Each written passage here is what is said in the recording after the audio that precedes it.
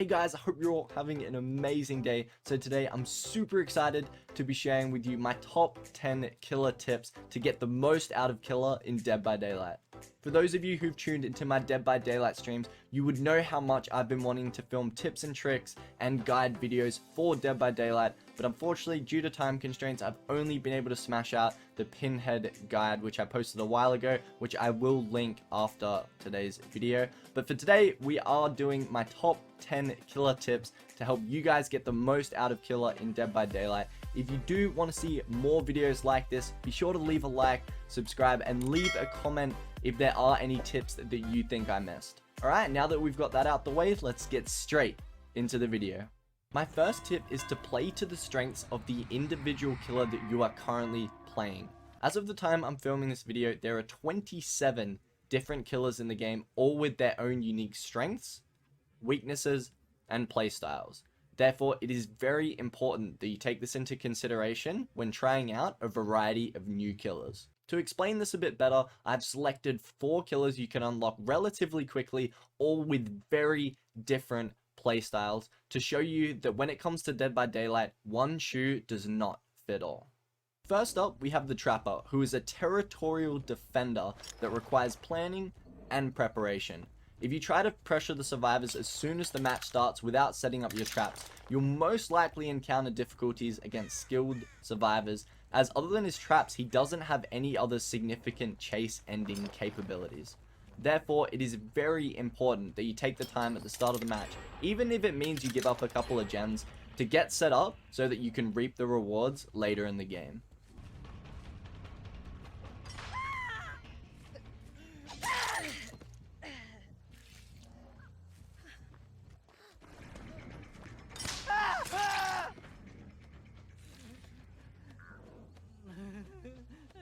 Our next killer is the Huntress, and while she is slower than some of the other basic attack killers like the Wraith and the Trapper, her deadly hatchets more than make up for it, allowing her to down survivors through windows, pallets, and in other really hard to reach places that majority of killers wouldn't be able to hit them in, making her a force to be reckoned with.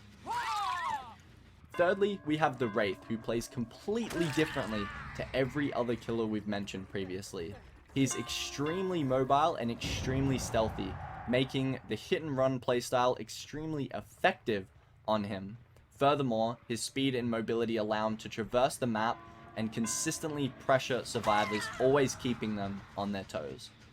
Finally, we have the Nurse, who is arguably the best killer in the game when it comes to ending chases swiftly and efficiently. Not only does her blink ability allow her to reach survivors in seemingly untouchable positions, but it also renders pallets and other survivor resources significantly less effective.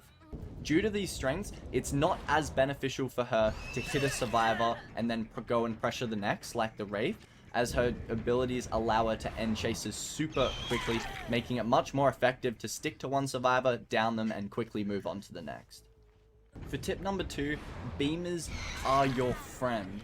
Now, I know what you guys are thinking, Gibby, you are insane. And while I can't deny that, I can explain to you why this tip is true. Once you've become more seasoned in the realm of Dead by Daylight, you begin to realize that all it is a time management game. The killer's trying to cut down the amount of time the survivors have to escape by injuring and eliminating them. And they're also extending their own time to kill the survivors by delaying generator completion. On the other side, the survivors trying to cut down the amount of time the killers have to eliminate them by completing the generators as quickly as possible, while also extending their own time to escape by looping and delaying the killer. In summary, Dead by Daylight is a time management game, and the items that the survivors bring in have a massive impact on the amount of time that either side has to complete their objective. For example, let's say a 4-man brings in 4 event toolboxes with brand new parts. They're going to complete the objective much faster than a 4-man that brings in 4 event flashlights, assuming that they don't get any saves. Now, I completely understand, when you're a new killer to Dead by Daylight, flashlights can be daunting, and you're inevitably bound to get bullied by a 4-man flashlight squad that spends more time destroying their teabag button and clicking than completing the actual objective. But I would just like to give you guys some pointers. no pun intended, to turn flashlights into an advantage rather than a weakness. Firstly, use walls to your advantage. There's an extensive range of walls in each map that you can smack your forehead against to prevent yourself from getting beamed. Additionally, if there are no walls in the vicinity of where you've downed a survivor, you can use large rocks or trees to also block the flashlights. I also understand that things aren't always sunshine and rainbows, and occasionally you're gonna down survivors out in the open. This is where you have to be smart. If you've noticed that a different survivor than the one that you've downed brought a flashlight in the pre-game lobby, or has been running around with a flashlight throughout the match, then before you pick them up, just have a quick scan of the area and you may be able to secure an easy hit. Making sure that you implement these steps could be the difference between you winning or losing a match. This is because not only are the survivors wasting time that they could have spent on the gens following you around, but you can also secure an easy down that you otherwise wouldn't have gotten. Now that's some good stuff. As for my third tip, I highly recommend that rather than grinding one killer relentlessly and only leveling them up, that you try out a variety of killers and level them up to at least level 40. This is because each killer has their own unique teachable perks that can only be unlocked by leveling up that specific killer to levels 30, 35, and 40 respectively. It is also important to note that once teachable, those specific killers' perks can be unlocked on any killer in their blood web. To get you guys off to the best start possible, here are a few killers I would highly recommend leveling up first, as they have some of the best teachable perks in the game that will give you guys a head start when it comes to the DBD killer learning curve. Firstly, we have the Hillbilly and his best teachable perk, Tinkerer. To acquire this perk, you'll have to level up the Hillbilly to level 40. This amazing teachable perk notifies you once a generator has reached 70% completion and grants you the undetectable status effect, meaning you have no terror radius, which allows you to sneak up on unsuspecting survivors and get some easy downs. It is also important to note that while Tinkerer is his best teachable perk, Enduring is pretty good too. The next killer we have is Bubba, also known as Leatherface, and his best teachable perk, Barbecue and Chili. To acquire this perk, you're going to have to level up Leatherface to level 35 in his blood web. How this perk works is once you hook a survivor, the aura of all other survivors in the game are revealed for 4 seconds that are more than 40 meters away from the hook. It also has a bonus effect where each time you hook a new survivor, you get a 25% stackable bonus to your blood points up to a maximum of 100%, helping that blood point grind significantly. It is important to note, however, that in opposition to every other killer that I will recommend, Bubba is a licensed killer, meaning that he can only be bought with auric cells, which requires real life currency. If, however, you are just looking to get Barbecue and Chili, you can try your luck in the Shrine of Secrets and hope it appears there to be purchased with iridescent shards, which is an in-game currency that you earn just by playing. The third killer I would definitely recommend is the Legion for his perk Discordance. To acquire this perk, you're going to have to level up the Legion to level 30.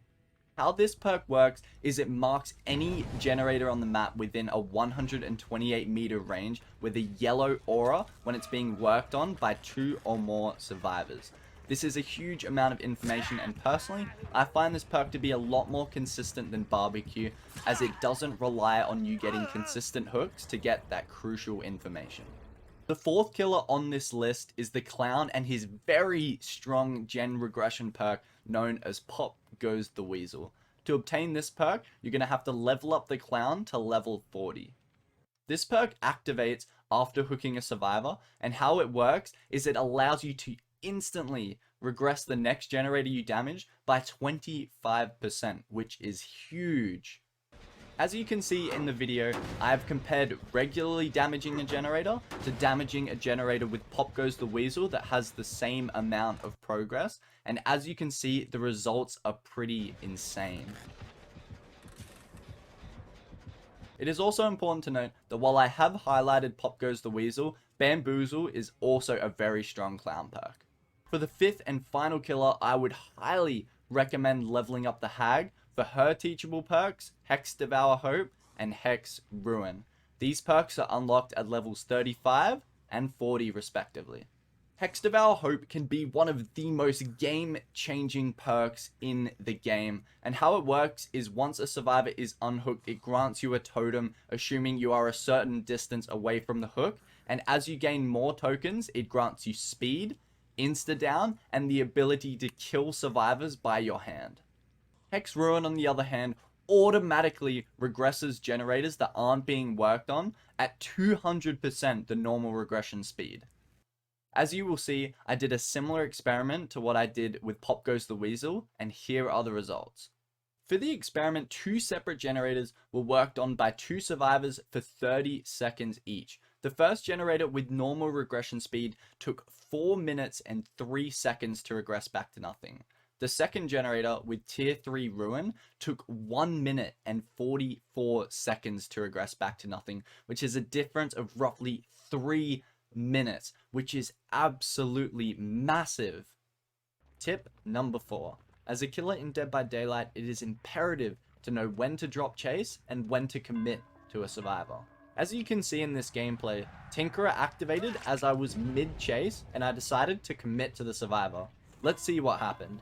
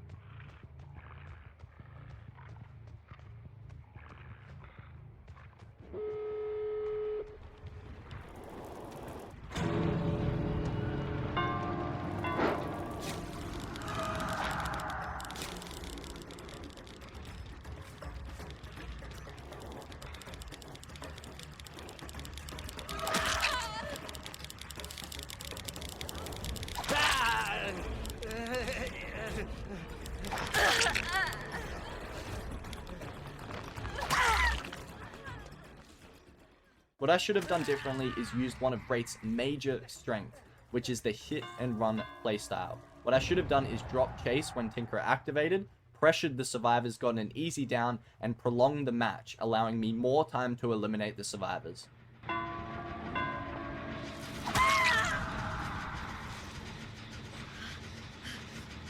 Next up, we have tip number 5. Know which pallets have mind game potential and which ones you'd be better off just breaking straight away. As you can see in this clip, the survivor that I'm chasing actually dropped Shack Pallet early. Instead of just breaking it straight away, I attempt a mind game. However, Shack Pallet is one of the safest pallets in the game, making it extremely difficult to mind game and near impossible against good opposition. This is a perfect example of a pallet you should just break straight away. And there are other examples of this on maps such as Larry's, Midwich, and many others. Next up, we have an example of a pallet that has mind game potential. As you can see, this pallet is surrounded by high walls, which actually limit the amount of vision the survivor has on me. Therefore, I decided to capitalize on this by showing my red light one way, moonwalking the other, and securing an easy down.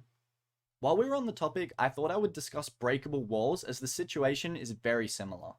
In this example, I made the mistake of not breaking the breakable wall in Crotus Pren Asylum. As a result, the survivor ended up looping me through the building 3 times, buying his team valuable time. In this next example, as you can see, I made the right decision to break down that breakable wall and ended up catching the survivor significantly faster. On the other hand, however, there are some breakable walls that are more beneficial to keep up as they block advantageous pathways for survivors. A great example of this is Midwich. Other than the stairs, the survivors have no other way of making it to the 2nd floor, and the breakable wall actually creates a prominent dead zone. As you can see in this first scenario, I left the breakable wall standing and was able to secure an easy down as the nearest pallet was already broken. However, in the second scenario, I actually made the mistake of breaking the breakable walls, which created a pathway that the survivor used to make it to the safety of a nearby pallet that they otherwise wouldn't have been able to access. Some other examples of breakable walls you'll definitely want to get rid of include this breakable wall on Groaning Storehouse and this breakable wall on Gas Heaven. Finally, some other examples of breakable walls that you'll want to keep up are these breakable walls on Coal Tower and these breakable walls on Dead Dog Saloon. Our next tip is tip number 6. Information is everything. Whether it's an aura, action notification, or blood trail, information is everything and helps us to make the right decisions in a given situation. To better explain this, I have a few examples. Using the information perk Barbecue and Chili, I was able to locate the survivor working on a far generator and down them. Using the information perk Discordance, I was able to locate these two survivors and inflict them with the deep wound status effect. There are also many other great information perks to choose from, such as I'm All Ears, Surveillance, and Tinkerer. Alright, now that we've covered information perks, let's get into tracking. As you can see in this clip, healthy survivors leave temporary scratch marks when sprinting. However, when not running, they only breathe lightly and are very difficult to track. On the other hand, injured survivors leave temporary scratch marks and blood trails. Using this information, I was able to follow the blood trail and scratch marks to hunt down this survivor hiding in a locker, even though there was no action notification, meaning that they entered the locker slowly. The last bit of information survivors give off is sound. While a healthy survivor only breathes lightly, an injured survivor moans very loudly.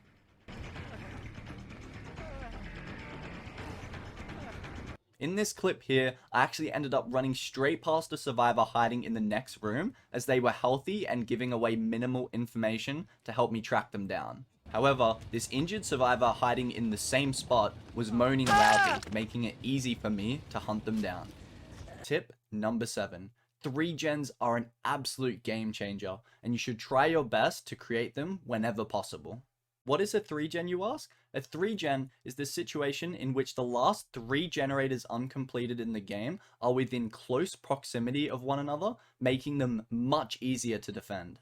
Even if you are having a rough match, I can't even begin to explain the amount of times a 3-gen has turned the tide for me. To ensure that you have a 3-gen towards the end of the match, in the beginning when you spawn in, make sure to have a look around at the generator auras to see which ones are within close proximity of one another and therefore will be more advantageous to defend. It is also important to note that 3-gens are especially strong for territorial killers such as the Trapper and the Hag, as their strong defensive capabilities make it a nightmare for survivors to complete that last generator. Tip number 8. Dead by Daylight terminology. While this isn't a killer tip that you can specifically implement into your gameplay, I thought it would be helpful, especially for the newer players, to know these terminologies so that you're in the loop and know what people are talking about. Firstly, we have slugging, which is when a killer downs a survivor and proceeds to leave them on the ground to go pressure other survivors, leaving them on the ground to crawl like a slug. It is also important to note that the term slugging is often associated with snowballing, which is when a killer downs multiple survivors in a short period of time to turn the tide of a match. The second terminology may be triggering to some and is known as camping. In Dead by Daylight, camping comes in 2 forms: proxy camping and face camping. As it says in the name, proxy camping is when the killer stays within close proximity of a hooked survivor in order to put themselves in a favorable position to pressure the unhook. Now, this next one is the form of camping which makes people slap that uninstall button: face camping. Face camping is when a killer catches a survivor, hooks them, and proceeds to stare into their hopeless pupils and into their empty soul. It is also important to note that slapping the survivor several times before they are finally sacrificed is optional. The next term we have is perhaps the most triggering of them all: tunneling. Tunneling is derived from the term tunnel vision, which means to focus on one particular subject. In the realm of Dead by Daylight, tunneling is when the killer chooses to pressure the unhookee rather than the unhooker in order to get them out of the game as quick as possible.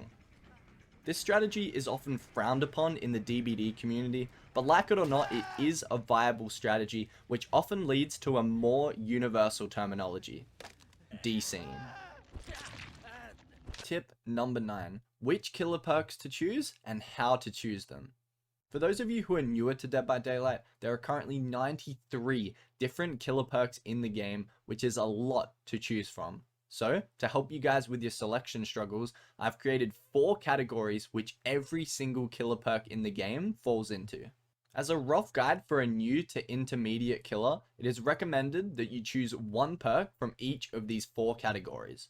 The first category is Gen Regression and contains perks that either block or regress generators. Some great perks in this category include Hex Ruin, Pop Goes the Weasel, Corrupt Intervention, and Eruption.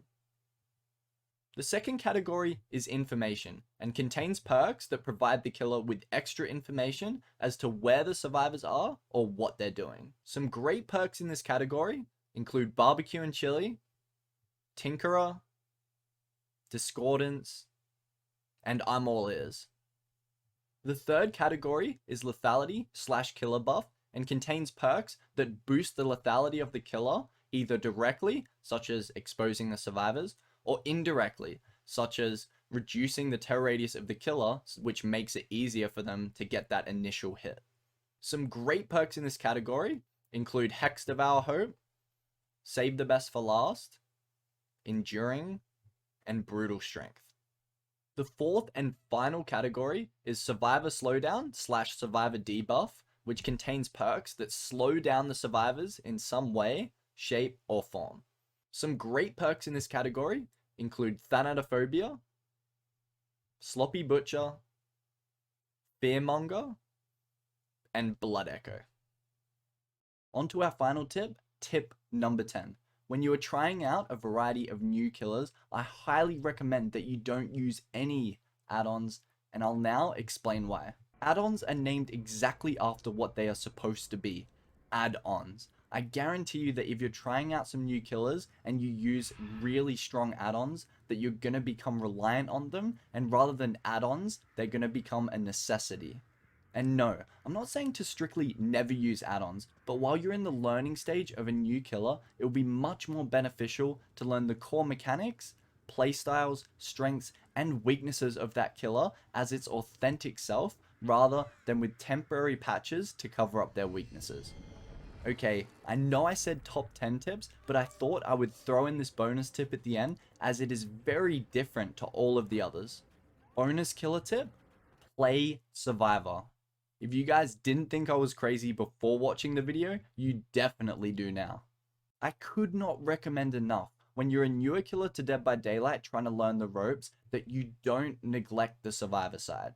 When playing on the Survivor side, you can see what other players are doing better than you with your favorite killer. From a killer's perspective, you're limited to seeing what the opposing survivors are doing well against you, rather than what other players playing the same killer are doing right. Furthermore, after playing Survivor against your favorite killer a few times, you can use your time as Survivor to predict what the survivors are going to do next, as you can think, what would I do if I was a survivor in that position? Alright, well there you have it, my top 10 tips plus a bonus for playing killer in Dead by Daylight. Before the video ends, I would just like to let you guys know that this is my most edited video on the channel, and it took me a total of 3 days to put this video together. So any support is really appreciated, and if you guys could leave a like and a comment of what you thought of the video, share around with your friends, it is really appreciated from the bottom of my heart. Finally, I would like to give a massive shout out to Cruzy, Natalie, and Chris for helping me film, as without them, this video would not have been possible. Thank you again so much for watching, and I will see you all in the next one. Take care, everybody.